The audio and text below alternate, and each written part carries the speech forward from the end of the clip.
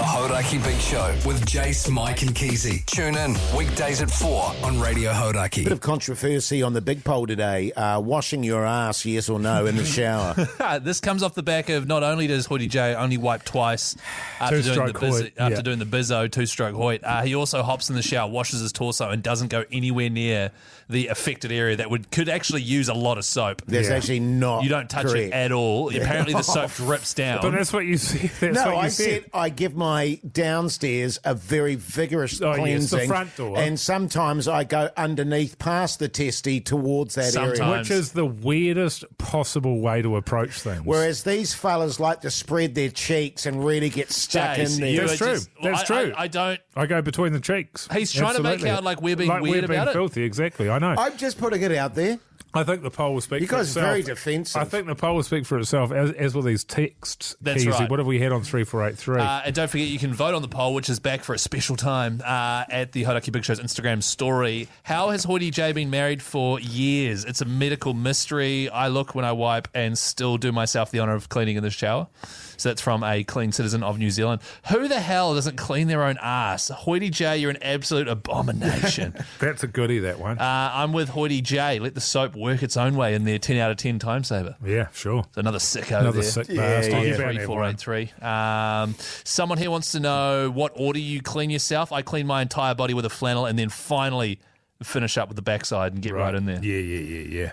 So, but once again, that person's clean. Yeah. Jason Hoyte is obviously running a mud flap. Absolutely disgusting. I start from the top and work my way down, fellas. That's how I do it, just so you're curious. Interestingly, in terms of, sort of shower etiquette, I dry from the bottom up. Yeah, people tend to go from the top down. So I go from the bottom up. So you're dragging all that filth up over your face and your torso. Yeah, totally, man. Just wiping it in there.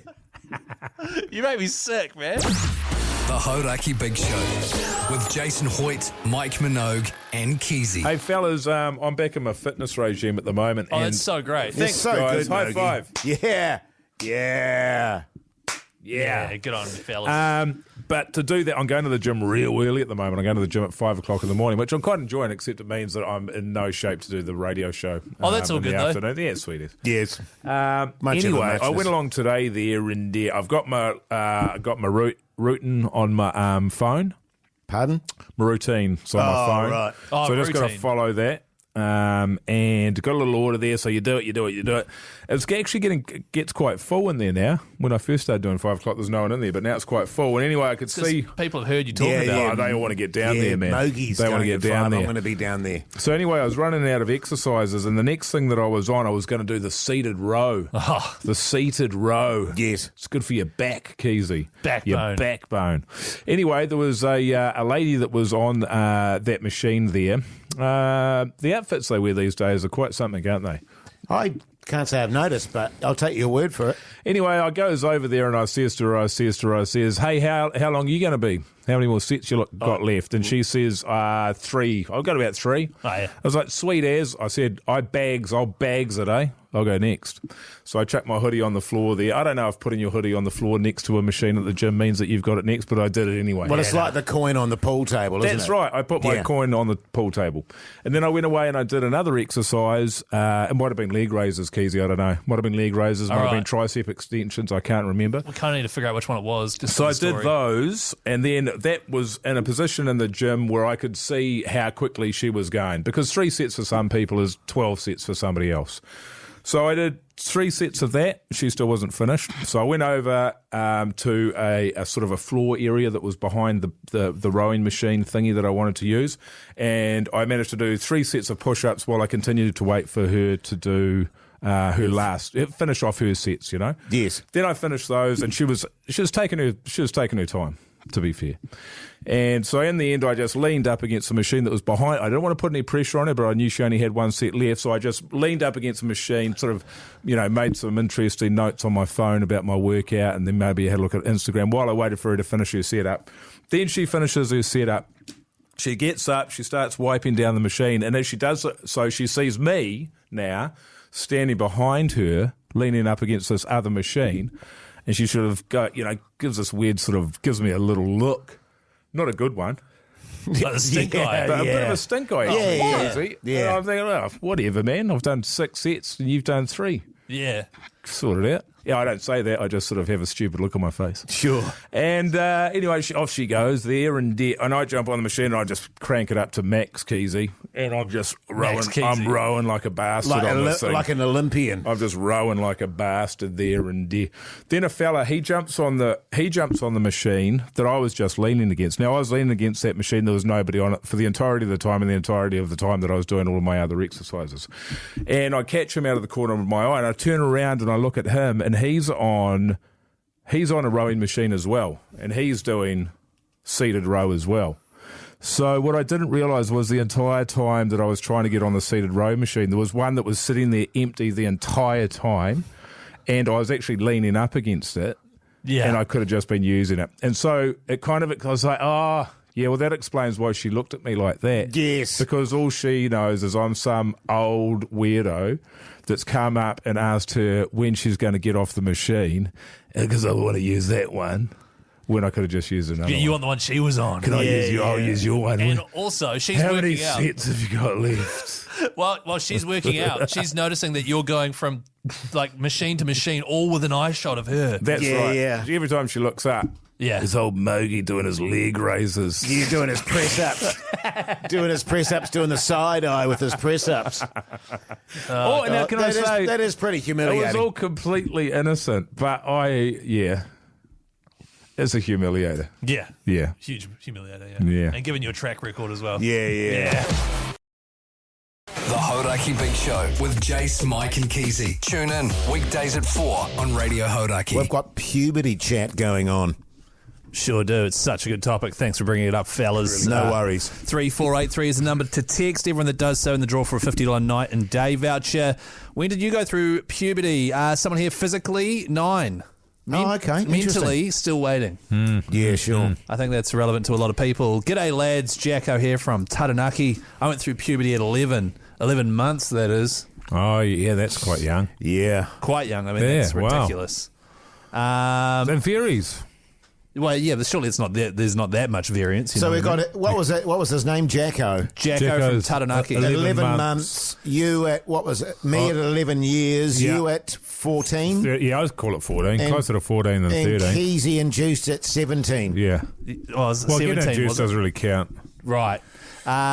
Chest hair at the start of year 8. It was a massive vibe. Whoa. So that's sort of 10, 11. I remember when I was like a teenager, Mogi, and I don't know That's from Shirley, sorry. If it was the same for you, and I was in the second 15 rugby, I was about 12, 13, and sometimes you'd look at the opposing team, you'd go to their ground, and the team would come out, and some of them would have like mows and stuff. Oh, yes. And you'd be like, oh my God, we're going to get an absolute pounding here. Yeah. Did you say that? Well, I did, because that was when because you were the captain, and you I give was the inspiring speeches to your team. You go, all right, boys, we're going to get pounded here. Yes, and if they lead by 50, let's start a fight. Yeah, good that was one rule we had in our team. The fight as well. Exactly. Yeah. See, that's why you're in the second 15 because of that. G'day, guys. Tractor here. That's a more of a where are you, what are you wearing type situation. Right, okay. Needless to say, he's got his downstairs out. When did you go through your second puberty, Mogi? Second puberty? 19. 19, yeah. I was about 17, 18. Right. Actually. That's about the same. I found that actually harder than the initial puberty. Oh, did you? Yeah. I liked it because the thickening and lengthening was a lot more clear. What's second puberty? What is this? Second puberty? Yeah. You get 2 puberties. So what you were just talking about then, were you talking about, does your nose grow or something? Well, it's sort of everything, but mostly your downstairs. I mean, it's related to, if you're going to be facile about it, Keyzie, that's entirely your choice. But, it's a second, it's the second part of the puberty process. The puberty process is... You put on more muscle, you put, deepening of the voice, because first puberty you're sort of up and down, all over the show. Yeah, for sure. Second puberty levels it out. Right. I don't think I did second puberty. I'm pretty sure I just did one. Yeah, I know. The first time I met you, I thought that. I thought to myself, this fella hasn't had his second puberty. Yeah, really? because it does explain the patchy mo. Yes. Right. Yeah. So have you had it as well, Jace? Oh yeah, as I said, when I was about 17 or 18, and it is. It's what I call the bulking. Yes. You know, the bulking.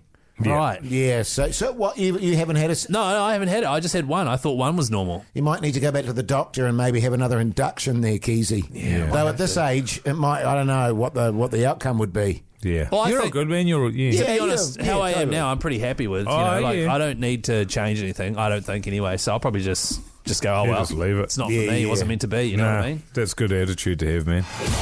The Hauraki Big Show. Weekdays from 4 on Radio Hauraki. So, Mogi having a colonoscopy tomorrow, and you've had your first emergency dash there, Mogi. A little dash there. Yeah, just jogging off to the old bog. Yeah, felt a bit of a rumbling, and it feels like we're into it. There's a bit of movement, as it were. A little bit of movement. Do we have to be worried, or is that just sort of the? I don't think you do, but I might. Right, okay. Yeah. I just feel like I'm in the splash zone here. I don't know why. Yeah, okay. Great text here on 3483, which just goes to show why these are such a good idea. It's not nice drinking the drink. Recommends having it with a straw. Makes it a bit easier, especially if you've got 3 litres to drink. And also don't go far from the loo. Good luck. Did a test last year. Unfortunately found out I had stage 3 bowel cancer. I'm okay now, but the bowel scanning saved my life. Yeah, great stuff, man. And that's the reason to do it, huh? That is the reason to do it, mate. and If now I've got it, I want to know about it. Exactly. The legendary, we've got I guess you'd call him a superstar of radio, wouldn't you? Yeah, I would. absolutely. Like a foundational kind of member of this particular station. Well, he's one of the most sort of highly decorated radio broadcasters in the country. That's right. Massive. I mean, you won't hear him going on about it, though. No, he's a backbone. But he recently had a colonoscopy, and so he's going to chat you through it, Mogi. Speaking, of course, of the one and only Matt Heath. Matty, how you going, mate? Oh, so good. Thanks for the kind words, guys. I really appreciate that. No worries, man. Well deserved. Well deserved. So, Matty, you had a colonoscopy last year. Was there a reason, was there any sort of reason that you had to go and have it, or did you just think it was about time? Oh, well, we did this, that day in Lou, and then right. they were talking about all the symptoms you look out for, and I was sitting on stage, so we listened to all the symptoms, and I was like, hey, I've got all those. Yeah. So I went in, and then they signed me up for colonoscopy. How good. How good, yeah, how good. I tell you what, Mogi's a little bit, he seems totally fine to be fair, but, he's just wanting to know what the sort of procedure is going to be, how it's going to happen, when it's going to hit him, and all that sort of stuff. I believe he contacted you yesterday, Matty, but he's still needing some clarity. Well, it was interesting, wasn't it, mate? Because I got in touch with you, Toddy, our boss here at the station. He'd had one before. He couldn't really tell me what was going on. The doctors couldn't really tell me what was going on, so I thought yesterday I'll hit up old Matty Heath. He had one probably 3 weeks ago, so let's see if I can get any information about him. And I actually felt at the end of that conversation like I knew less. Is that your memory of it? Well, look, I don't have a lot of memories of it, to be honest. It's all new to me. Well, I just thought... It was a bit of a Sunday session yesterday, if I'm honest. I thought, why don't we take that conversation from yesterday and pretend like we were meeting in a bar or something, and I just run into you and see, because I think it's quite easy for a text conversation to go off the rails, and I think if it was in person, it would have been quite an uncomfortable yarn. So let's crack in. You got any music or some bar atmosphere? A bit of atmos there. There you go. Okay. G'day, Matty. Oh, hey, Minogue. Yo, how are you, mate? Yeah, I'm good, man. I'm having this colonoscopy tomorrow, and I was wondering how long after taking the pills did you start pooing? Oh man, it takes a while, and then it just goes. Yeah. Well, given that I'm taking them tomorrow morning, how's my chances of making it through the drive show, though? I don't take that drink until after the show finishes. I made it through breakfast. You want to hear a recording of it? How long between taking the pills and pooing is what I'm trying to work out here. The unleashing is quite something. Are you on the drink? Matt, my question is, how long after taking the pills did you poo? I'm trying to establish whether I go to work or do it from home. I'll be taking the pills at 8 a.m. tomorrow, and then I'll have the drink at 6:30 p.m. Are you on the drink? Righto. Righto. The sachets? Matt. The sachets. Matt. Are you on the sachets? Matt, recount this conversation back on air tomorrow and get feedback from the listeners as to whether they think you've been helpful or not, okay? And at that point, you just didn't respond. Yeah, look, I'm looking at that now. I don't think I was as much help as I could have been. Can I ask, Matty, very quickly, were you with Keyzie yesterday by any chance? What can I expect tomorrow, man? Tomorrow morning, 10 a.m, I'm in there. And overnight tonight. So are you on the sachets? Have you had the drink? I'm 6:30 tonight, Matt. I'm on the sachets. Are you serious? Here we go again. And when it goes, it'll just go. Oh, righto. Okay, then beauty. Cheers. Okay, no, I'll try and be helpful. Now I'm sober, I can be a bit more helpful. Good on you. What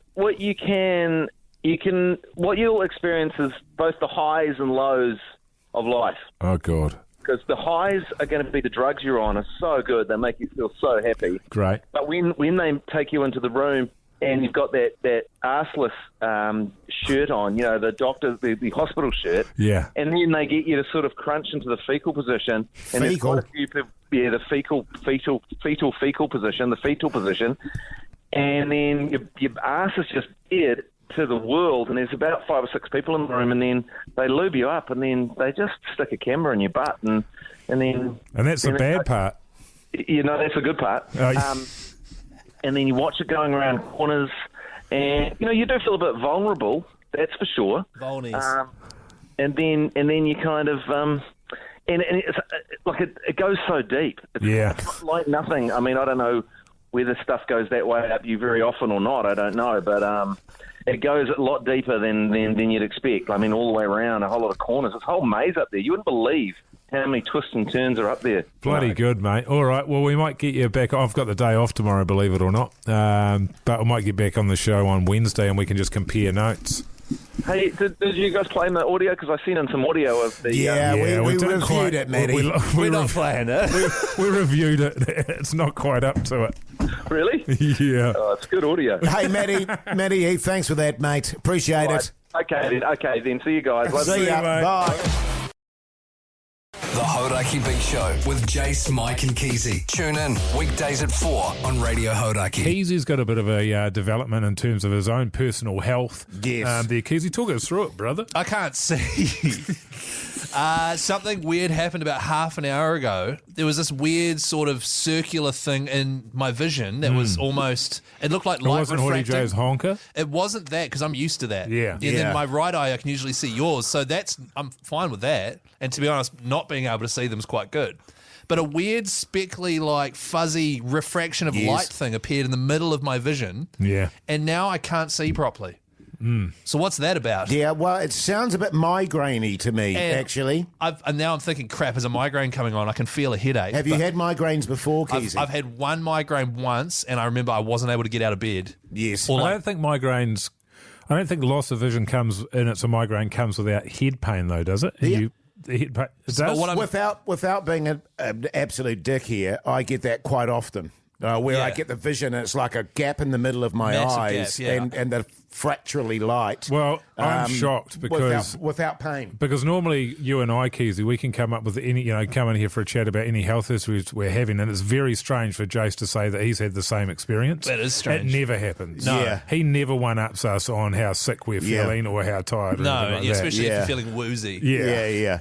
But hand on heart, just to give you, it's maybe no comfort to you, but I get the same thing quite often, but without the pain. Yeah, so I don't currently have a headache. I can feel one coming, but it might be a placebo situation. But the tough thing is, the thing I used to play all the sound effects and the music and stuff, that is quite hard to read right now. So I was worried that I was going to play the wrong thing. What we need is some medical advice from the people out there who may know and give us a diagnosis, or maybe we don't want that.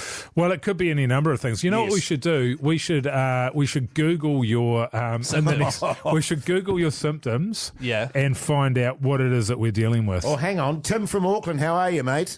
Yeah, bloody good, thanks, Jay. Yeah, good. Have you got a diagnosis for us? Well, I think it could potentially be something that happened to me a wee while ago. I moved up to Auckland a few years ago, shifted up from Dunno's, and I think it caused me a lot of stress. But something that happened to me, which I had to go into A&E for, was called an optic migraine. And the same thing happened. I had this circular light vision thing in the middle of where I was looking, and it was I went in there and they checked me out and they did everything, pulled me through, did all the tests, and it ended up being an optic migraine. Wow. I'll just read up about this right now. Sometimes is used as a synonym for the medical term retinal migraine, which is a rare condition occurring in a person who has experienced a total lack of backbone. Oh. Guys, this is a serious situation. But actually, that kind of makes sense. It makes sense. That does make sense. Tim, thanks for calling up, mate. You've got yourself $50 night and day voucher for doing so. It pays to get involved. Someone here says you could have ligma.